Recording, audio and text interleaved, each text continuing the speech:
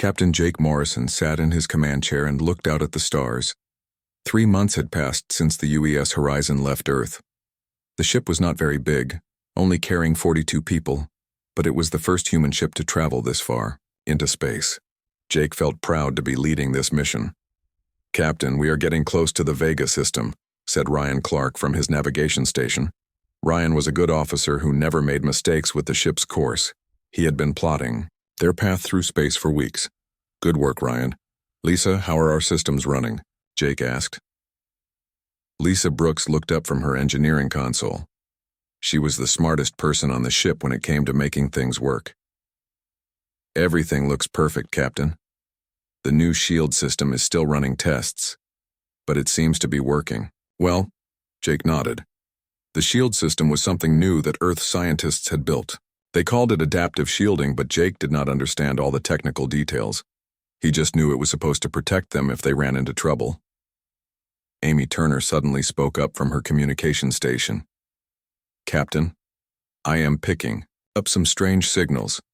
They are not like anything we have seen before." "Can you tell where they are coming from?" Jake asked. "Yes, sir. There are several large objects moving toward us. They look like ships, but they are much bigger than ours," Amy replied. Her voice sounded worried. Jake felt his heart beat faster. This was the moment they had all been waiting for and afraid of. They were about to meet aliens for the first time. "Put it on the main screen, Amy." The front screen of the bridge lit up with an image that made everyone stop breathing. 5 massive ships were flying toward them. The ships looked nothing like human vessels. They were long and sharp, covered in what looked like crystal growths. Strange lights pulsed along their sides. "My God," whispered Ryan. "They are huge. Each one is 10 times bigger than our ship." Lisa was checking her instruments quickly. "Captain, they are scanning us with some kind of energy beam. Our shields are automatically responding to it." Before Jake could answer, Amy's console started making loud noises. "Captain, they are trying to talk to us. The computer is working to translate their language." The main screen changed to show the inside of one of the alien ships. A creature appeared that looked like it was made of living crystal. It had 4 arms and eyes that glowed with blue light. When it spoke, the computer translated its words into English.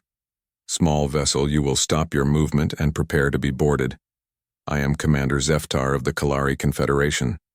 You have entered our space without permission. This is a crime that must be punished." Jake stood up slowly. This was not how he had hoped first contact would go. "Amy, open a channel so I can talk to them." The screen flickered and Jake knew the aliens could now see him. He tried to look calm and friendly. "Commander Zeftar, my name is Captain Jake Morrison. We are explorers from a planet called Earth. We did not know this was your space. We come in peace and would like to talk about this problem." The alien commander made a sound that might have been laughter, but it did not sound happy. "Peace? You travel in a vessel with unknown technology. You refuse our lawful commands. This shows you are preparing for war." "No, Commander, you do not understand. We are just exploring. We have never met your people before. We want to be friends," Jake said, trying to keep his voice steady. "Lies.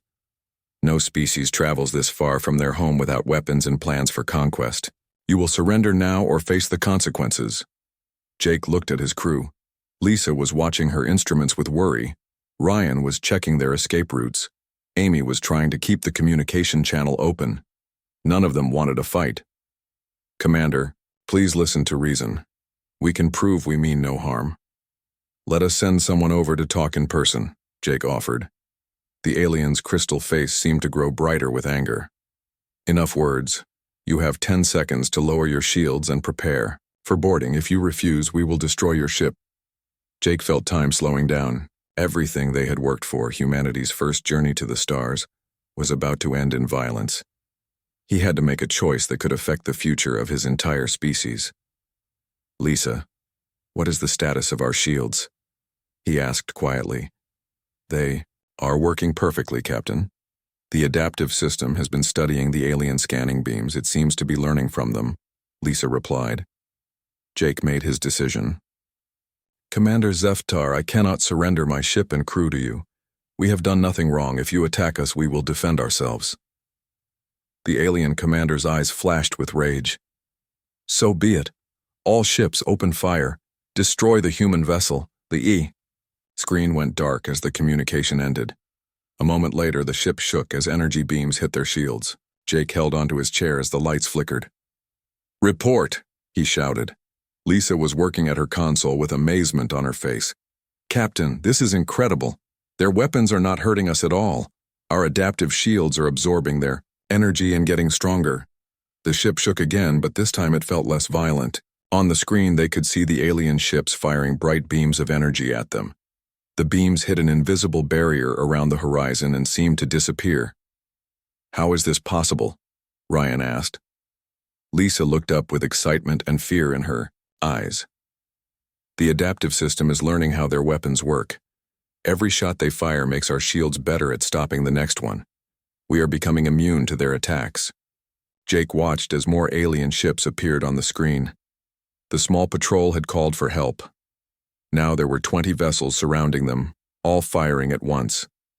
But instead of being destroyed, the horizon was floating safely in the middle of a light show of absorbed energy. Commander Zeftar's voice came through the speakers again.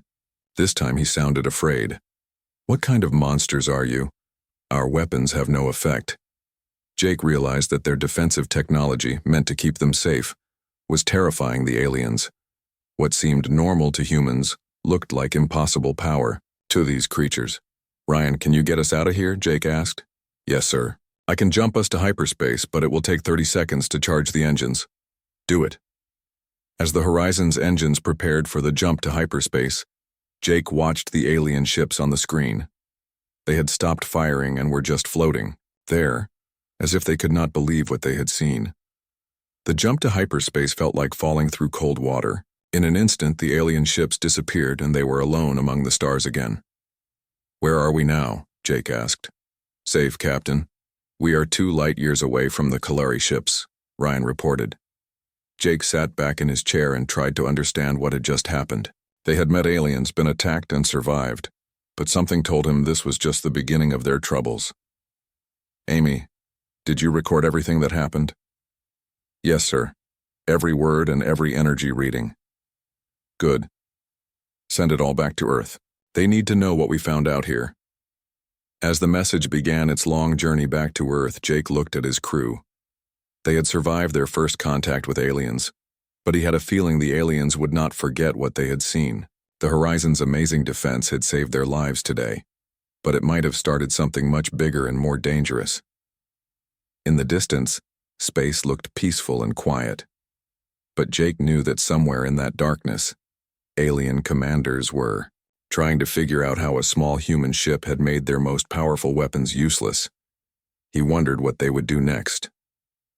Far across the galaxy on a world called Nexus Prime, emergency alarms were ringing. The Galactic Council building stood tall in the center of the planet's main city.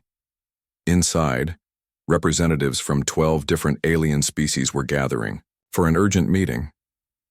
Council Speaker Vorthan walked slowly into the great chamber. He was very old, even for his species called the Architects. His people had been watching over the galaxy for thousands of years. He had seen many crises, but the report from Commander Zeftar worried him deeply.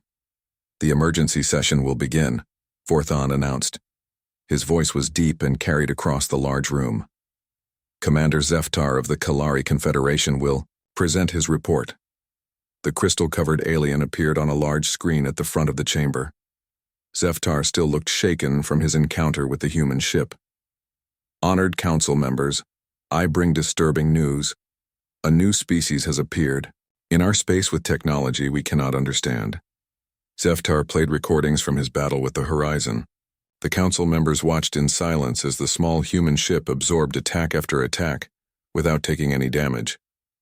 When the recording ended, the chamber erupted in worried voices. This is impossible, said Admiral Kessara of the Void Seekers. She was a tall, thin creature with skin like metal. No ship that small should survive our weapons. The humans called it adaptive shielding, Zeftar continued. Each time we fired at them, their defenses became stronger. By the end, our most powerful weapons had no effect at all. Representative Throckmore of the hegemony of scales stood up. His people looked like giant lizards and were known for their military strength. This sounds like preparation for invasion. No peaceful species develop such powerful defenses. Vorthon raised his hand for silence. We must not jump to conclusions. Perhaps these humans are simply well-prepared explorers. Explorers do not need shields that can stop an entire fleet, Admiral Cassara replied. I believe this is a scouting mission. They are testing our weapons to learn our weaknesses. The debate continued for hours. Some council members wanted to send diplomats to meet with the humans. Others demanded immediate military action. Finally, Vorthon made a decision that would change everything. We will send an investigation fleet to find this human vessel. 6. Species will contribute ships. Admiral Cassara will command the mission. Your orders are to locate the humans and determine if they are a threat to galactic peace. Meanwhile, the crew of the Horizon had no idea about the political storm they had created. Captain Jake Morrison had found a safe place to hide on a small moon in the Altair system. The moon was dead and empty, but it gave them time to rest and repair their ship. Lisa Brooks was working day and night to understand what had happened during the battle. Captain, I have been studying our shield data. The adaptive system did something amazing. It did not just stop their weapons. It learned how to copy their technology. Jake looked at the numbers on Lisa's screen, but they were too complex for him to understand. What does that mean for us?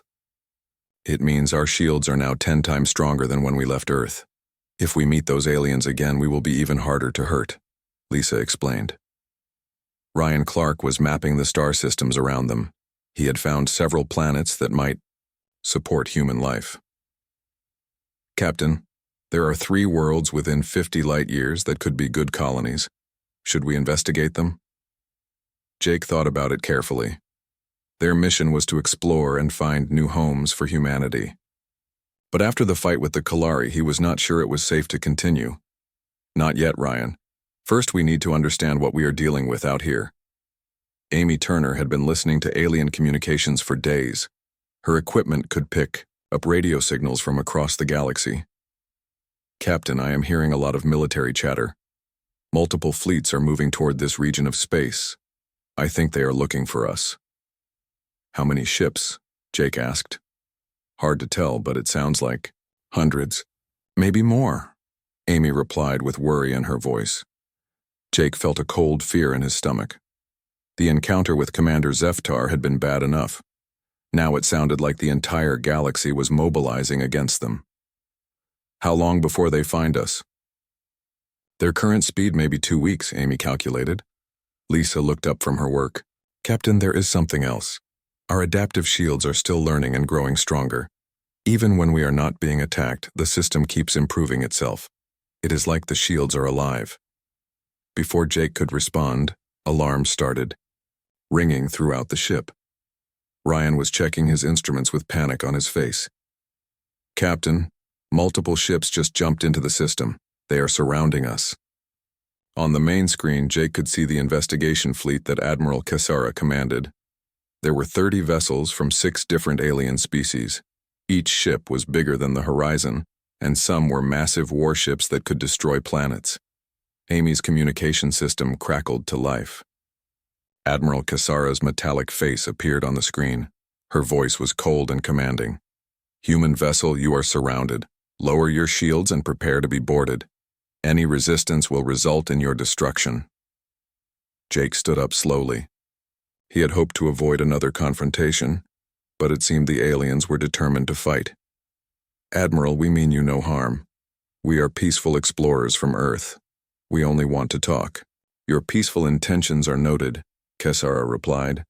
However, your weapons technology makes you a threat to galactic stability. You will surrender your ship for inspection, or we will take it by force. Jake looked at his crew. Lisa was ready at her engineering station. Ryan had his hand on the navigation controls. Amy was recording everything. They were all afraid, but they trusted their captain to make the right choice. Admiral, I cannot surrender my ship and crew. We have done nothing wrong. If you want to, inspect our technology, send a small team aboard. We will show you that we are not a threat. Kesara's metal face showed no emotion. Unacceptable. Your adaptive shielding makes such an inspection too dangerous. You will power down all systems and allow us to tow your vessel to a secure location. And if we refuse? Jake asked, though he already knew the answer. Then you will be destroyed. As a threat to galactic peace, Jake made his decision. I'm sorry you feel that way, Admiral. We will not surrender. The communication ended. For a moment, space was quiet and peaceful. Then 30 alien warships opened fire at once. The horizon was hit by more weapons than had ever been fired at a single target in galactic history. Energy, beams, plasma cannons, and exotic weapons struck their shields from every direction. The small human ship disappeared in a ball of destructive light. Inside the ship, the crew held onto their stations as the vessel shook. But this time, the shaking was less violent than before. Lisa watched her instruments with amazement. Captain, the shields are holding, more than holding. They are getting stronger with every hit. On the alien ships, panic was spreading. Their sensors showed that the human vessel was not just surviving their combined attack. It was absorbing their energy and broadcasting it back across all frequencies. The light show was visible from neighboring star systems. Admiral Kesara stared at her tactical display in disbelief. Increase firepower. All ships, maximum output. The bombardment intensified, but the result was the same. The human ship sat in the middle of the firestorm, completely unharmed. Worse, their sensors showed that the vessel's shields were now strong, enough to protect an entire fleet. Jake looked at his crew with pride and fear. They had survived again, but this victory would only make the aliens more afraid of them. Amy, are you getting all of this? Yes, sir. I am also detecting massive reinforcement fleets jumping into nearby systems. It looks like half the galaxy is coming to fight us. Jake realized that their simple exploration mission had turned into something much bigger.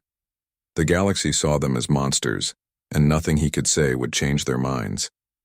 The adaptive shields that were meant to keep them safe had instead painted a target on all of humanity. Ryan, can you get us out of here? Already working on it, Captain. Jump to hyperspace in 10 seconds. As the horizon prepared to escape again, Jake wondered how long they could keep running. Each battle made their shields stronger, but it also made more aliens afraid of them. Soon every species in the galaxy would be hunting for the small human ship that refused to die. The jump to hyperspace felt like diving into deep water. In an instant, the alien fleet disappeared. They were safe again, but Jake knew it would not last long. Somewhere in the darkness of space, Admiral Kesara was calling for more ships and bigger weapons. The war that nobody wanted was about to begin. News of the failed attack on the human ship spread across the galaxy like wildfire. On every world, in every space station, people were talking about the small vessel that had defeated 30 warships without firing a single shot. Fear was growing in the hearts of beings who had never known what it meant to be powerless. On the desert world of Korath Prime, the hegemony of Scales held an emergency war council. General Vectar stood before a room full of military commanders. His scales were dark red with anger. The humans have made fools of us all. Their single ship has proven that our fleets are worthless. What do you suggest we do? Asked Colonel Nexara. She was younger than most of the commanders, but she was known for her strategic mind. We must strike before they bring more ships. If one human vessel can do this much damage, imagine what 100 could do, Vectar replied. I call for immediate mobilization of all our forces. Similar meetings were happening across the galaxy. The Silicon Collective, a race of living machines, calculated that human technology could make their war computers obsolete within years. The Ethereal Communion, beings of pure energy, feared that adaptive shields could trap them in physical form forever. Back on Nexus Prime, Council, Speaker Vorthan was receiving reports from every member species. All of them were demanding action against the human threat. The old architect felt the weight of billions of lives on his shoulders. The situation is clear, announced Admiral Kesara as she stood before the full council. Humanity must be stopped before they can establish a foothold in our galaxy. I propose the formation of the Grand Alliance. The chamber fell silent. A Grand Alliance had not been formed in over 1,000 years. It meant that former enemies would fight together against a common threat. Wars that had lasted centuries would be put aside to face this new danger. Representative Morden of the Crystal Syndicate stood up. His body was made of living diamond that reflected light in rainbow patterns. The Syndicate agrees. We pledge our fleet to this alliance. One by one, each species committed their military forces. Even the peaceful Gardner Collective, who had not fought a war in 500 years, offered their ships. Within hours, the largest military force in galactic history was being assembled. Fleet Admiral Torvin of the Star Dominion was chosen to command the Grand Alliance. He was a veteran of dozens of campaigns and had never lost a battle. His flagship, the Cosmic Destroyer, was the most powerful warship ever built. Our enemy may be small in number. Torvin addressed his officers over the Alliance communication network, but they have proven they cannot be defeated by conventional means.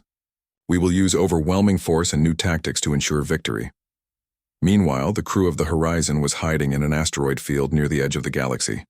Captain Jake Morrison had been studying star charts for days, trying to find a safe place for his ship and crew. Every system seemed to be crawling with alien warships searching for them. Captain, I have been monitoring their communications, said Amy Turner. They are calling themselves the Grand Alliance now. Over 3,000 ships from 12 different species are looking for us. Jake felt his heart sink. 3,000 ships against one. The odds were impossible, even with their amazing shields. Lisa, how are our defenses holding up? Lisa Brooks looked up from her engineering station with exhaustion in her eyes. She had been working for days without rest, trying to understand their technology better. The adaptive system keeps growing stronger, Captain. It has learned from every weapon that has been fired at us, but I'm worried about what will happen if they try something completely new. What do you mean? Jake asked. Our shields adapt to energy patterns they have seen before, but if the aliens use a weapon we have never encountered, we might be vulnerable until the system learns to counter it, Lisa explained. Ryan Clark was plotting courses through empty space, trying to find routes that would avoid alien patrols. Captain, I think I found a way to reach the galactic rim. There are some unexplored systems out there where we might be safe. How long would it take? Jake asked. 2 weeks if we push the engines hard. But we would have to go through 3 systems that are heavily patrolled, Ryan replied. Jake made his decision. They could not hide forever. Eventually the aliens would find them, and when they did, the Grand Alliance would be ready with weapons and tactics designed specifically to defeat adaptive shielding. We are not running anymore, Jake announced to his crew. If they want a war, we will give them one, but we will fight it on our terms. Sir, we are just one ship against thousands, Amy said with worry in her voice. That is exactly why we might win, Jake replied. They expect us to run and hide. Instead, we are going to hit them where they do not expect it.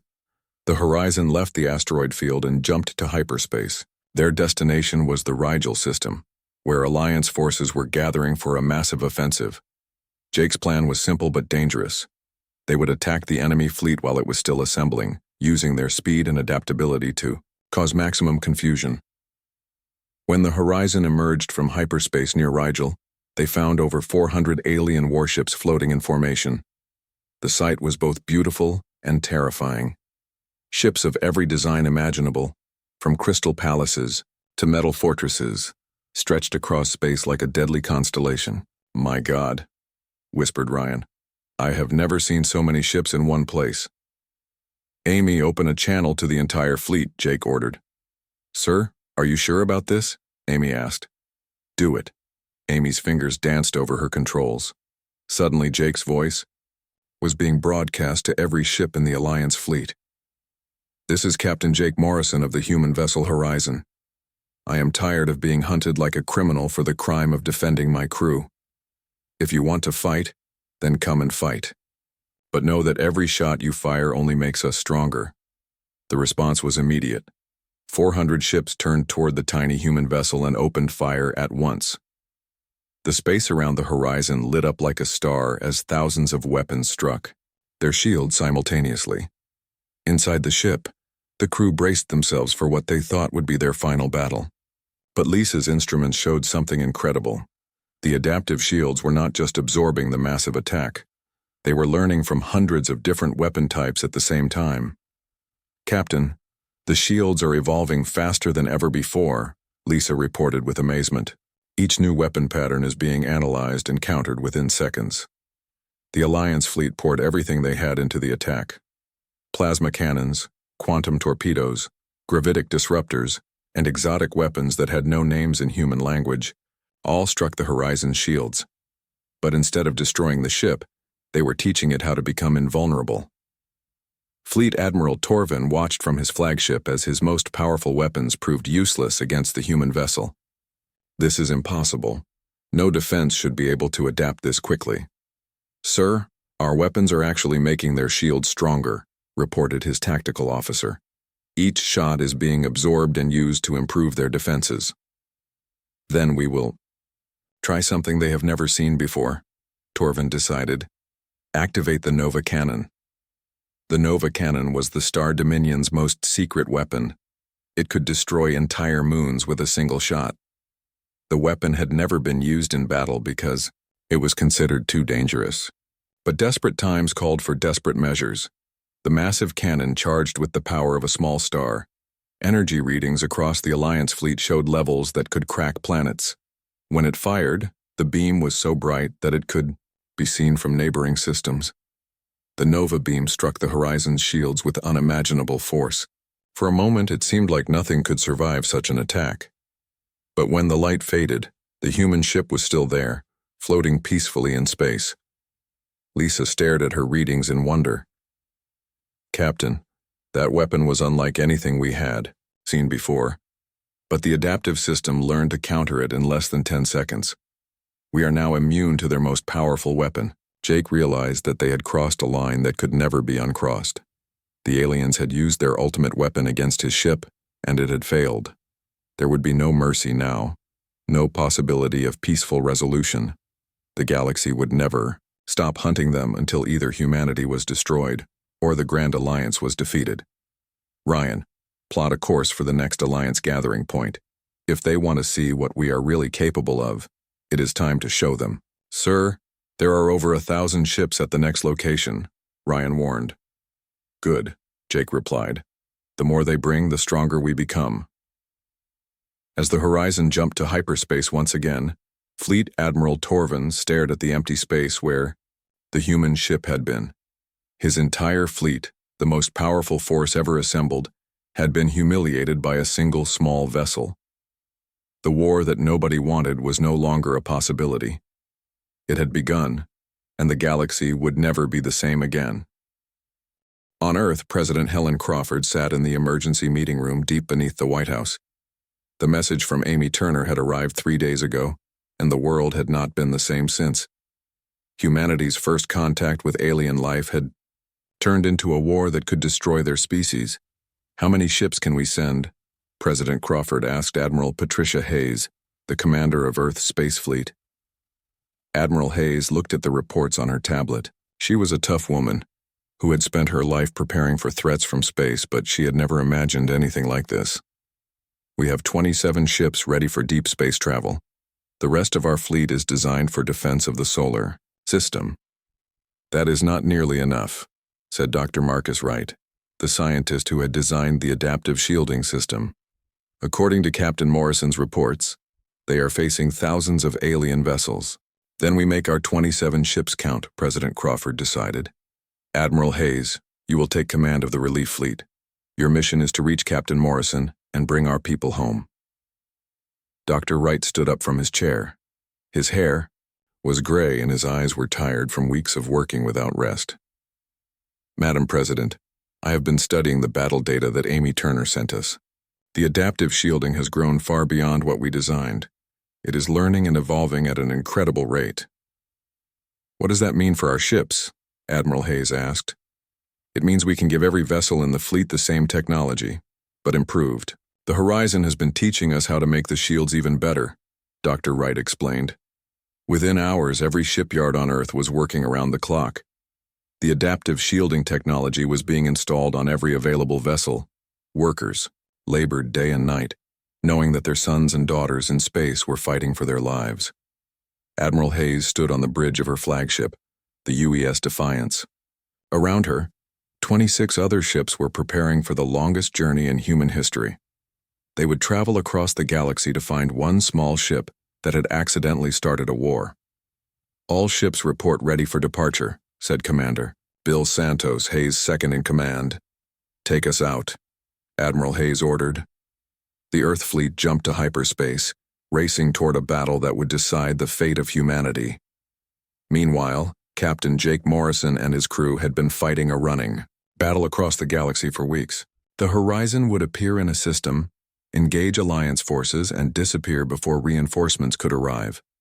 Each battle taught their adaptive shields new lessons, while showing the aliens that their enemy was getting stronger. "Captain, we just received a transmission from Earth," Amy Turner announced with excitement in her voice. "Admiral Hayes is coming with a relief fleet, 27 ships with improved adaptive shielding." Jake felt hope for the first time in months. They would no longer be alone against the galaxy. "How long until they reach us?" "Based on their last position report, maybe 2 weeks," Amy calculated. Lisa Brooks looked up from her engineering station with concern on her face. "Captain, there is something you need to know. Our adaptive system has been sending data back to Earth through Amy's transmissions. Every battle we fight is teaching all of humanity how to improve their defenses." "That is good news, is it not?" Jake asked. "Yes and no," Lisa replied. "The system is becoming so advanced that I am not sure we fully understand it anymore. It is not just adapting to weapons, it is learning to predict them." Before Jake could ask what she meant, Ryan Clark called out from his navigation station. "Captain, massive fleet detected. They're coming out of hyperspace all around us." The main screen showed a sight that made everyone on the bridge hold their breath. Over 1,500 alien warships had surrounded them in the Procyon system. This was the largest force the Grand Alliance had ever assembled for a single battle. Fleet Admiral Torvin's voice came through their communications. "Human vessel, you have caused enough destruction. This ends now. Surrender and your deaths will be quick." Jake looked at his crew. They had been through so much together and they had never given up. "Amy, send a message to Admiral Torvin. Tell him that if he wants to finish this, he is welcome to try." The Alliance fleet opened fire with everything they had. 1,500 ships unleashed weapons that could destroy solar systems. The space around the horizon became a storm of energy that was visible from neighboring star systems. But something different happened this time. Instead of just absorbing the attacks, the horizon's shields began to redirect the energy. Beams that were meant to destroy the human ship were turned back toward their sources. Alliance vessels found themselves being hit by their own weapons. "Lisa, what is happening?" Jake asked as he watched alien ships being damaged by their own firepower.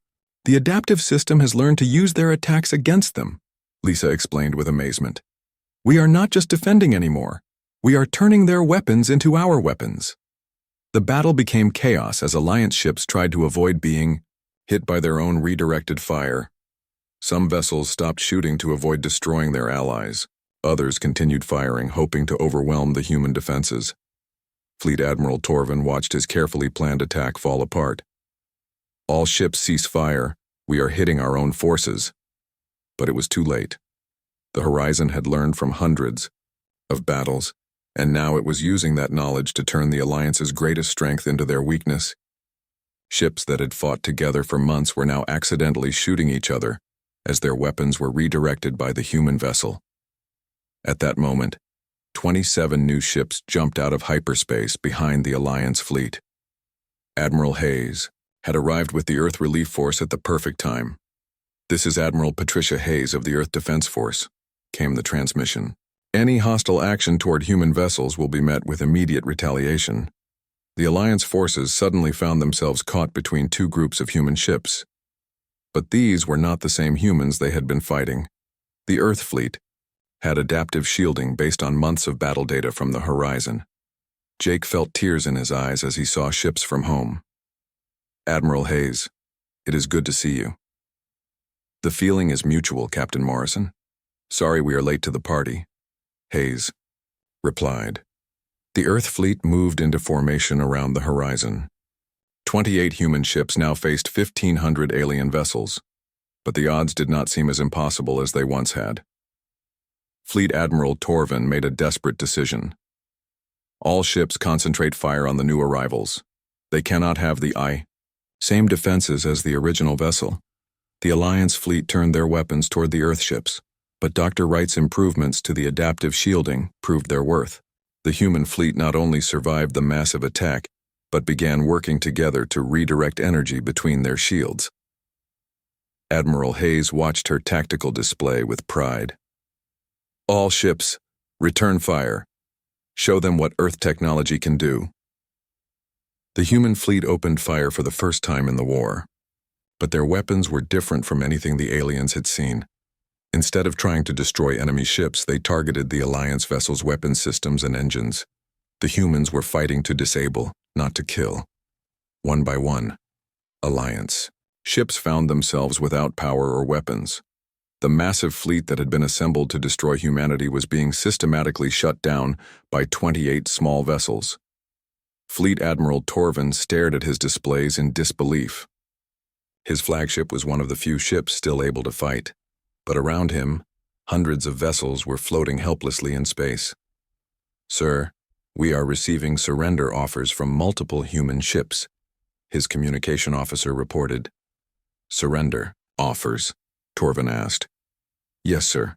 They are offering to help repair our damaged vessels if we agree to stop fighting. Torvin had fought in dozens of wars, but he had never encountered an enemy that defeated him and then offered to help. He was beginning to understand that humanity might not be the monsters the galaxy believed them to be. The Battle of Procyon was over. The Grand Alliance had been defeated not through destruction, but through a display of technology and mercy that left their commanders questioning everything they thought they knew about the human threat. As rescue operations began for the disabled Alliance ships, Jake Morrison realized that the war had reached a turning point.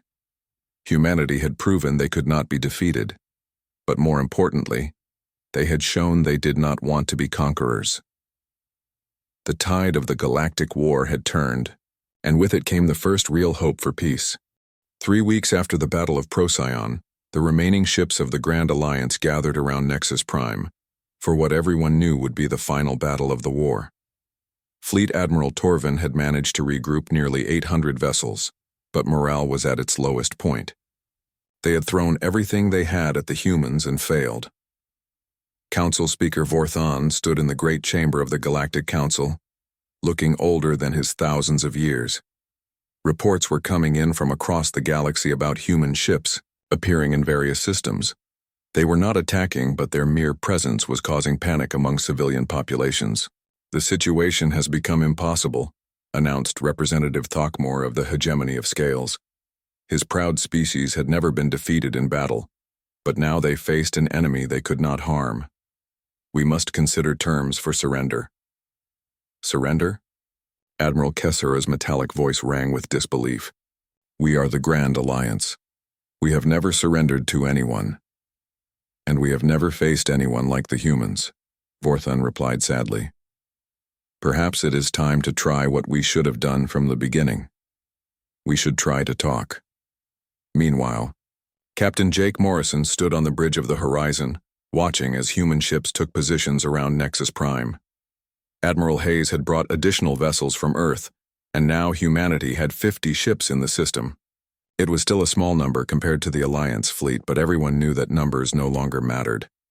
Captain, we are receiving a transmission from the planet, Amy Turner reported. It is Council Speaker Vorthon. He wants to talk. Jake had been waiting for this moment for months. The war had gone on long enough, and too many lives had been lost on both sides. Put him through, Amy. The ancient architect's face appeared on the main screen. Vorthon looked tired and defeated, but there was still dignity in his bearing. Captain Morrison, I am Council Speaker Vorthon. I believe it is time for us to meet face to face.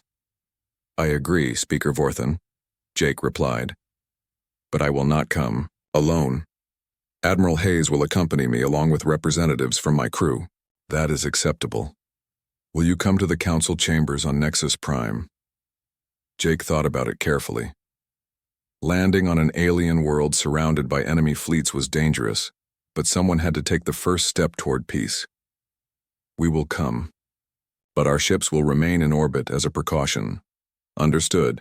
I give you my word that you will be safe here. 6 hours later, Jake Morrison, Admiral Patricia Hayes, Lisa Brooks, and Amy Turner walked into the great chamber of the Galactic Council. It was the first time humans had ever set foot on Nexus Prime, and the moment felt historic. The chamber was filled with representatives from every major species in the galaxy. As the humans entered, a hush fell over the room. These were the beings who had defeated the greatest military force in galactic history with just a handful of ships. Council Speaker Vorthon stood to greet them. Up close, Jake could see that the ancient architect was even older than he had appeared on the screen. Welcome to Nexus Prime, Captain Morrison. I am sorry that our first meeting comes under such circumstances. So am I, Speaker Vorthon, Jake replied. This war should never have happened. Perhaps you are right. Please take your seats. We have much to discuss. Admiral Hayes sat beside Jake, her uniform crisp and her bearing proud. She had led the HFY Earth fleet through impossible odds, and her presence commanded respect even from former enemies. Lisa Brooks looked around the chamber with wonder. As an engineer, she was fascinated by the technology that allowed so many different species to communicate and work together. Amy Turner was recording everything, knowing that this moment would be remembered for generations. Let us begin with the obvious question, Vorthon said. What do you want from us, Captain Morrison? Jake stood up to address the full council.